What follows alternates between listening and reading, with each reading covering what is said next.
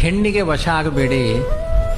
ಇನ್ನೊಂದರ ಹೆಣ್ಣಿಗೆ ನೀವು ವಶ ಆಯಿತು ಅಂದ್ರೆ, ತನ್ನ ಸತಿಯನ್ನ ಬಿಟ್ಟು ಪರಸತಿಯ ಬಗ್ಗೆ ನಿಮಗೆ ಗಮನ ಹೋಯಿತು ಅಂದ್ರೆ ನೀವು ಮೋಕ್ಷಕ್ಕೆ ಅಧಿಕಾರಿಗಳಾಗಲ್ಲ, ಒಳ್ಳೆಯದನ್ನ ನಿಮ್ಮ ಜೀವನದಲ್ಲಿ ನೋಡ್ಲಿಕ್ಕಾಗಲ್ಲ. ಹಾಗಾಗಿ ಮಹಾ ದೊಡ್ಡ ದೋಷ, ವನಿತೆಯ ವಶ ಆಗಬೇಡಿ. ಮತ್ತೊಂದು ಹೆಣ್ಣಿನ ಭಾವನೆಗಳಿಂದ ನಿಮ್ಮ ಮನಸ್ಸನ್ನ ಹಾಳು ಮಾಡಿಕೊಳ್ಳಬೇಡಿ.